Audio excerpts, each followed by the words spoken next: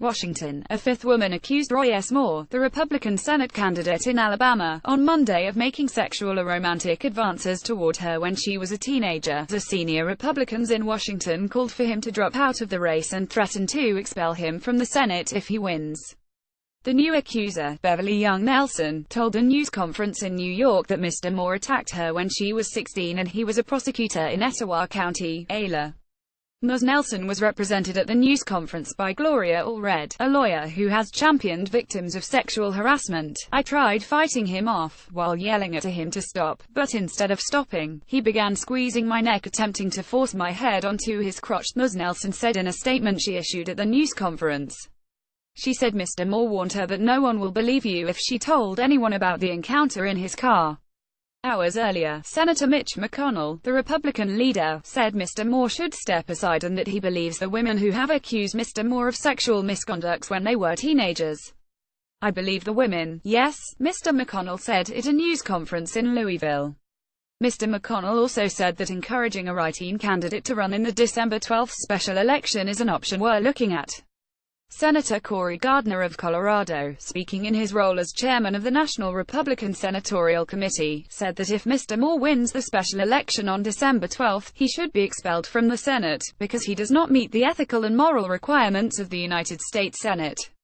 Mr. Moore, a judge who was twice removed from the state's high court, first for refusing to remove the Ten Commandments from the Supreme Court grounds, then for refusing to accept gay marriage, responded defiantly.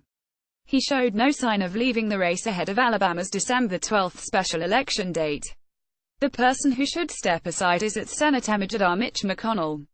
He has failed conservatives and must be replaced. Drain the swamp. Judge Roy Moore at Moore Senate November 13, 2017. In an afternoon statement, Mr. Moore's campaign described Ms. Allred as a sensationalist leading a witch hunt, and she is only around to create a spectacle. The statement, issued before Ms. Allred's news conference in New York, denied again any sexual misconduct with anyone by Mr. Moore. Republicans here and in Alabama have been up in arms over the accusations, published last week in The Washington Post, that Mr. Moore pursued sexual or romantic relationships with teenagers when he was in his 30s. The reports have upended a race in a state that has not elected a Democratic senator in 25 years. Roy S. Moore, the Republican nominee for Senate in Alabama, at a campaign event in Birmingham, Alabama, on Saturday. Bryn Anderson, Associated Press. In a fundraising appeal, Mr. Moore reached out to his supporters with the subject line "Mitch McConnell's plot to destroy me." Apparently Mitch McConnell and the establishment GOP would rather elect a radical pro-abortion Democrat than a conservative Christian, he wrote. And Mr. Moore's wife, Kayla Moore, lashed out in a Facebook post on Monday, complaining about a witch hunt in Alabama and claiming that "we are gathering evidence of money being paid to people who would come forward. Washington establishment and Democrat Party will stop at nothing to stop our campaign," she wrote. Prayers appreciated. But with Mr. McConnell now firmly against his election, Mr. Moore and his candidacy promised to deepen the divide between Republican leaders in Congress and the populist wing of the party that is standing by the Alabamian. Another Republican senator, Susan Collins of Maine, also called for Mr. Moore to drop out of the race on Monday. I have now read Mr. Moore's statement and listened to his radio interview in which he denies the charges. I did not find his denials to be convincing and believe that he should withdraw from the Senate race in Alabama. Sen.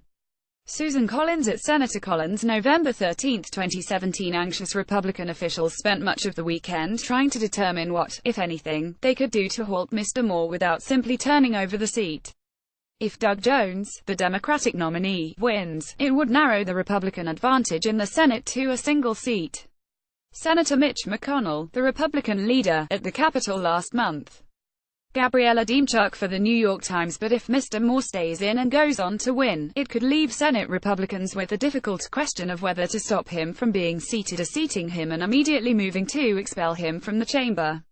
One idea now being discussed under this scenario, brought up by two different White House officials who spoke on condition of anonymity, would be for Gov. Kiv of Alabama to immediately appoint Attorney General Jeff Sessions to what had been his seat when it becomes vacant again. Mr. Sessions remains highly popular among Alabama Republicans, but his relationship with President Trump has waned since he recused himself from the investigation of the role that Russia played in last year's campaign. Republicans in Washington, though, have not ruled out fielding a write-in candidate, and some of the party's outside groups were expected to conduct surveys this week of who would be most formidable prospect, according to officials familiar with the plans. Democrats, who have been restrained about their prospects in such a conservative state, said that if additional women like the one joining Ms. Allred tell their stories, it would undermine Mr. Moore's case that he is being smeared in a single newspaper article. The more people that come out of the woodwork, the more women with similar stories, the more credible it becomes, said Zach McCrary, an Alabama-based Democratic pollster.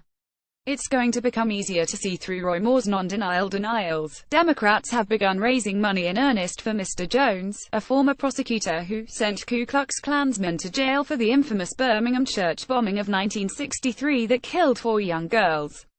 At the news conference in New York, Ms. Nelson grew emotional as she described the assault, which she said happened one night after her shift ended at a local restaurant, where she was a waitress. Her boyfriend was late that night to pick her up after work, she said, and Mr. Moore offered her a ride home. Ms. Nelson said that instead of driving her home, Mr. Moore drove to the back of the restaurant, parked his vehicle and forced himself on her. Ms. Allred displayed a yearbook she and Ms. Nelson said is signed by Mr. Moore. The attorney said that Ms. Nelson contacted her to enlist my help and support in coming forward publicly following the allegations by other accusers. Ms. Allred said that her law firm spoke to Ms. Nelson's mother and sister, who verified the story. Ms. Nelson held up a yearbook with an inscription from Mr. Moore. "To a sweeter, more beautiful girl I could not say Merry Christmas." Lucas Jackson. Reuters. The New York Times has not independently spoken to the family. Ms. Allred said that Ms. Nelson is willing to testify under oath. Ms. Nelson said that she and her husband supported President Trump during the 2016 election, an attempt to neutralize arguments that she is making the claims for political reasons.